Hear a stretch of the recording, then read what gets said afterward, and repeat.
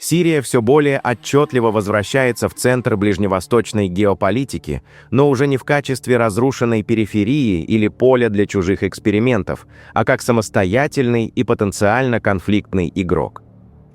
Изменение риторики в Иерусалиме отражает растущее осознание того, что ставка на управляемую трансформацию Сирии не сработала.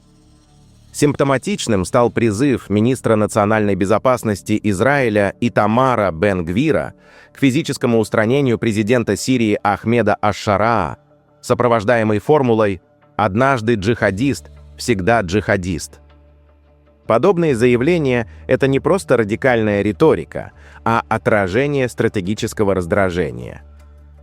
В Иерусалиме все отчетливее понимают, что новая Сирия – это не подарок и неудобный сосед. Еще несколько лет назад в израильских аналитических кругах доминировало убеждение, что смена власти в Дамаске приведет либо к полной фрагментации страны, либо к формированию слабого, зависимого режима, неспособного проводить самостоятельную внешнюю политику. Уход Башара Асада рассматривался как стратегический успех, который надолго выведет Сирию из числа значимых региональных факторов. Однако реальность оказалась сложнее. Новое руководство Сирии, действуя в условиях экономического коллапса, санкционного давления и отсутствия западных инвестиций, не только сохранило управляемость государства, но и начало выстраивать собственную, пусть и жесткую, логику выживания. Ключевая проблема для Иерусалима заключается в том, что эта логика все меньше совпадает с израильскими интересами. Сирия не встроилась в архитектуру сдерживаемого хаоса, на которую рассчитывали в Израиле.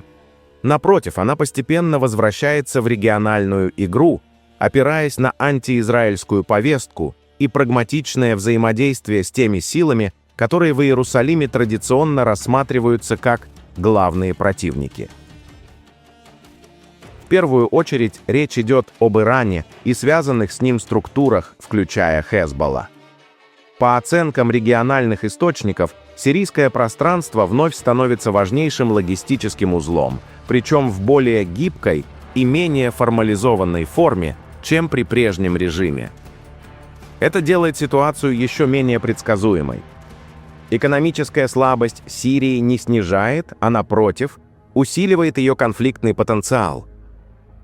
Отсутствие обещанных западных вложений и перспектив быстрого восстановления подталкивает Дамаск к выбору краткосрочных, но эффективных решений.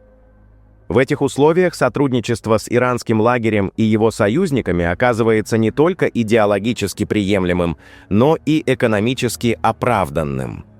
При этом антиизраильская риторика выполняет функцию внутренней мобилизации, позволяя новому режиму удерживать контроль над разнородными элитами и вооруженными группами, прошедшими через многолетнюю войну. Особое место в этой конфигурации занимает друзский фактор, который все отчетливее превращается в потенциальный канал прямого трения между Сирией и Израилем. Часть друзского руководства на юге Сирии демонстративно ориентируется на Израиль и США, используя библейские и исторические термины, такие как «гора Башан».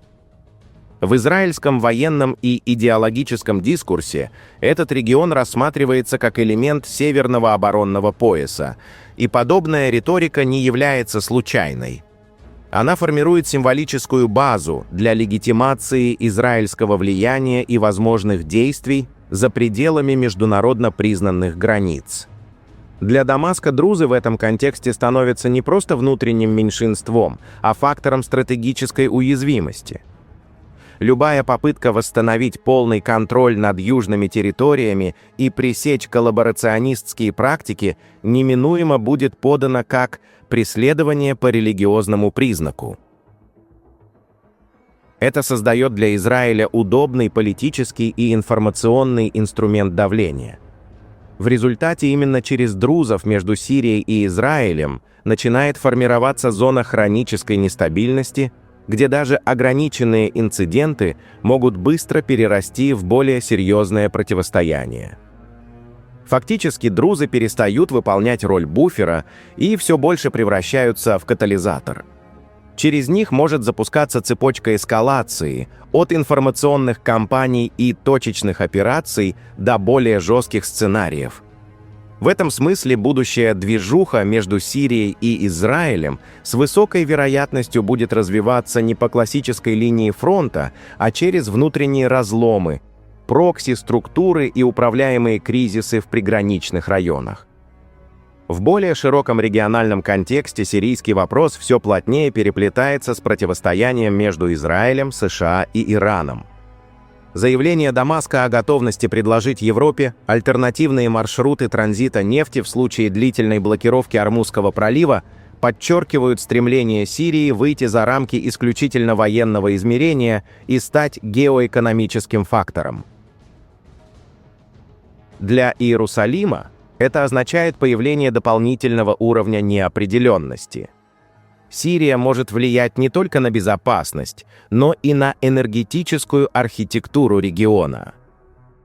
Одновременно США демонстрируют все большую осторожность и стремление сократить прямое военное вовлечение в Иране. Перераспределение ресурсов и попытки переложить ответственность на союзников формируют вакуум, в котором Израилю приходится действовать более самостоятельно. Это усиливает нервозность и радикализацию внутренней политики. Поддержка жестких решений со стороны премьер-министра Биньямина Нетаньяху и рост влияния ультраправых сил отражают подготовку общества к сценарию длительной и многоуровневой конфронтации с Ираном, а также с Сирией. В итоге новая Сирия становится для Израиля источником стратегической неопределенности и постоянного давления. Это государство ослаблено экономически, но при этом идеологически мотивировано, политически мобилизовано и встроено в сложные региональные цепочки. Именно через сирийское направление, а прежде всего через друзский фактор, между Дамаском и Иерусалимом будет нарастать напряжение, которое со временем может выйти за рамки скрытого противостояния.